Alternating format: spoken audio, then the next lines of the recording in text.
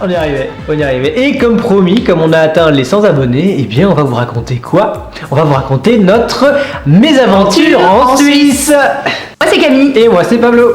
Ah bah ouais, enfin tout est dans la miniature. Hein. Ah voilà, mais tout est vrai, hein. Y a pas de putaclic. Hein. C'est totalement vrai.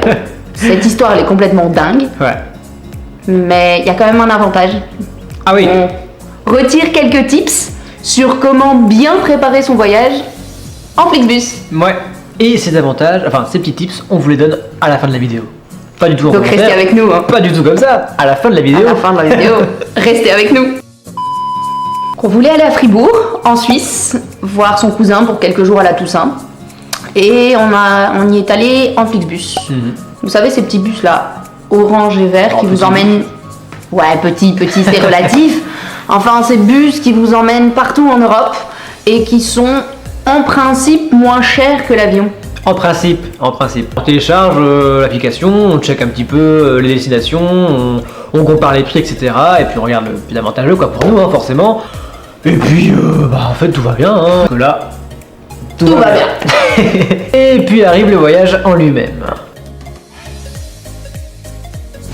Alors bon, voilà, rien de nouveau, rien de très folichon quoi. Hein. On prépare nos bagages, on prend le tram jusqu'à la gare du Nord. Là, il y a un gentil monsieur qui nous explique comment sortir de la gare pour trouver le bus. Enfin, vraiment très gentil. Voilà, donc on trouve le bus, on place nos bagages dans la soute, on croise Monsieur Bus, le chauffeur, qui check nos billets quoi. Enfin, rien de plus normal. Et puis tout se passe bien quoi. Et puis on monte dans le bus et on arrive à notre première escale à Cologne, à l'aéroport de Cologne Sud. Il est 23h, minuit. Ouais. On a 2 heures d'escale et puis on a faim. Donc on va acheter un bretzel. Mais c'est pas bon, j'aime pas, je suis désolé. T'aimes pas toi, mais... Je suis désolé, j'aime pas du tout. Ça va, ça passe. C'est un peu trop salé, mais ça passe. Mais bon, on mange notre bretzel. Sauf qu'un bretzel, ça prend pas 2 heures à manger. Donc après, il nous reste encore pas mal de temps. Alors on se dit que peut-être pour éliminer le bretzel, une bonne idée, ça serait de faire des squats avec nos sacs à dos de rando sur le dos. Alors c'est trop bête parce qu'on n'a pas filmé ça, mais c'était une... Fallait nous voir dans l'aéroport. Enfin, rien de plus normal parce que jusque là, tout va bien. Mais alors qu'est-ce qui n'a pas été dans ce voyage? Enfin, qu'est-ce qui s'est pas passé? Je sais pas. Enfin, je sais. Mais si, je sais. Mais alors attendez.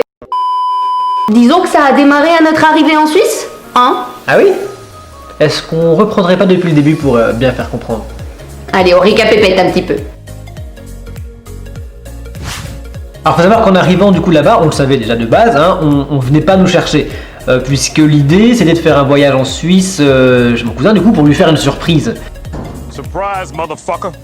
Et donc du coup on s'était arrangé avec sa copine pour faire en sorte qu'on puisse en arrivant là-bas se débrouiller pour arriver chez eux directement, discretos et surprise, enfin bref voilà.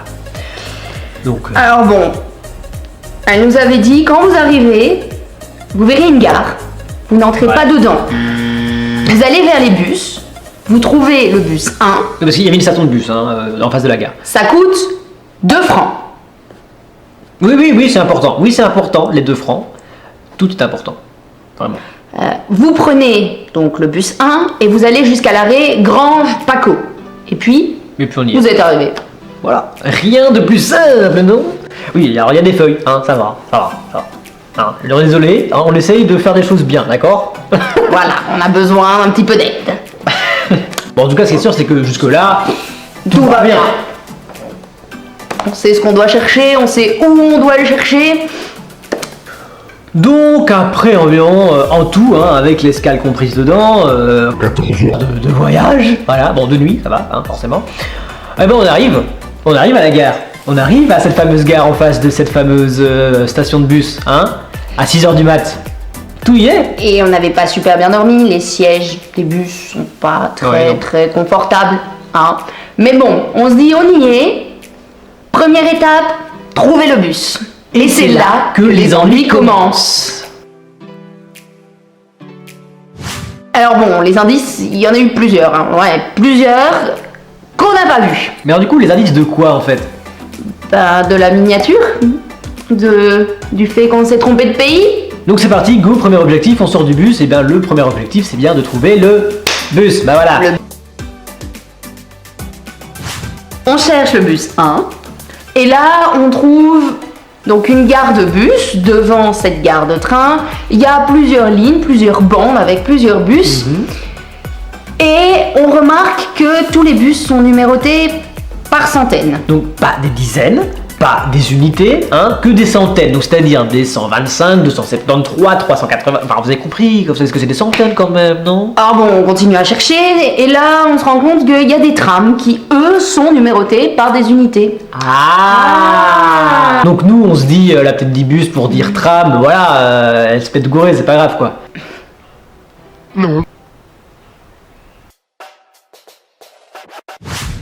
Alors du coup, bon bah voilà, on cherche le bus, hein, et pendant notre recherche, eh bien, on voit un petit peu le paysage aux alentours, et c'est vrai qu'on voit pas spécialement de montagnes enneigées autour.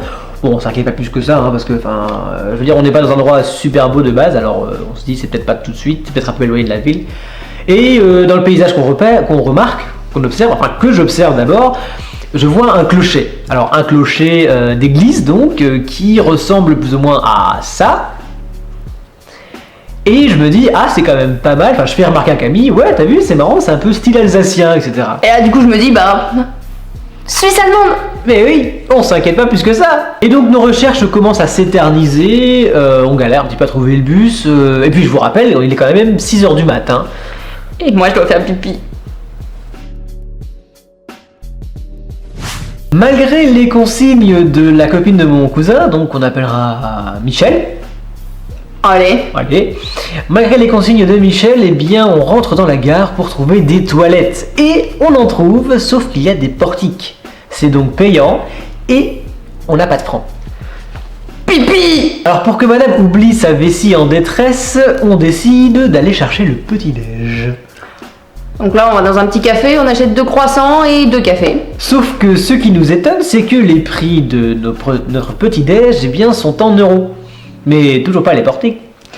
Pipi. D'ailleurs, plutôt en ayant trouvé le tram 1, Et non pas le bus 1, donc.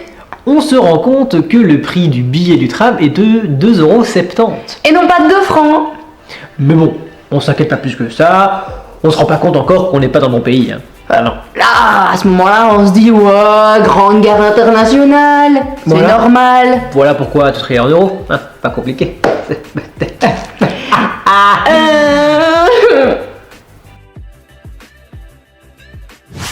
Alors en effet, on se rend compte que ça ne s'arrête pas qu'à la boulangère, hein, puisqu'en fait, on voit très vite que ça s'étend à tous les gens dans cette gare, tous les gens autour de nous. En fait, très peu de gens parlent anglais, s'expriment en anglais, se débrouillent en anglais, et encore moins en français. Alors bon, en fait, tous les gens parlent en allemand, puisque tout le monde parle allemand et que j'étudie l'allemand. Je me dis, je vais essayer de baragouiner quelques petits trucs, on va voir où ça nous mène. Mais bon, en même temps, voilà, tout le monde parle allemand, mais on ne s'alarme pas forcément puisqu'on se dit Suisse allemande. Dois-je vous rappeler qu'il est 6h du mat et qu'on a vraiment la tête dans le cul, hein? À partir de là, ça doit faire bien 1 heure qu'on est en train de tourner. Hein. On se dit, on va essayer de demander à des gens dans la rue, demander à des conducteurs, donc tout le monde parle allemand, et personne ne connaît Grange Paco. Donc là, je commence moi à m'énerver parce que je me dis putain, merde, il faut qu'on sorte de cette gare, ça fait genre 1 heure qu'on tourne, il faut qu'on trouve l'endroit, là j'en ai marre de cette gare. Alors du coup, je me dis, ok, je vais chercher la 4G, je vais chercher la connexion, on va chercher sur la carte et... voilà. Non. Bah non. Tu peux pas la 4G. Bah non, puisque on est en Suisse. Pour nous. C'est pas l'Europe. Du coup, notre nouvelle mission, trouver du Wi-Fi. On retourne à la gare et on en trouve. Alors moi je tape une destination, hein, Orange Paco, et je regarde, et je vois que la distance qui nous sépare de l'endroit où on est actuellement et l'endroit où on doit aller est de 180 km. Mais bon, je m'inquiète pas plus que ça, puisque je me dis... Grand pays.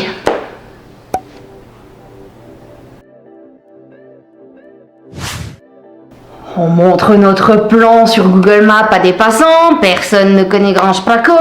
Alors là, c'est moi qui commence à m'énerver un petit peu, je dis, merde, il faut qu'on trouve quelqu'un, il faut qu'on demande à quelqu'un. on cherche un centre d'information. Et là, elle est colère.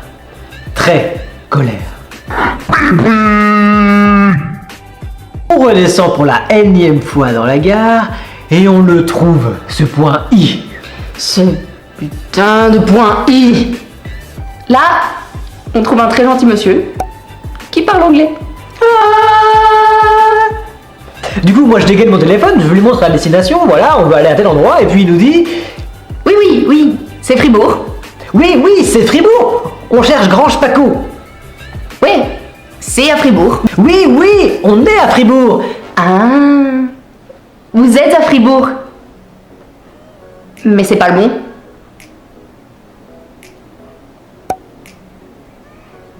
En fait, il y a 3 Fribourg. Il y en a un en Suisse, il y en a un au nord de l'Allemagne et un au sud.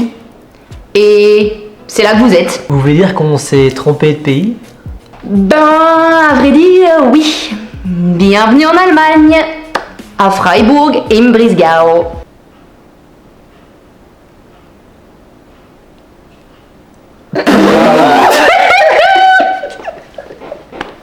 Alors du coup, comment on fait?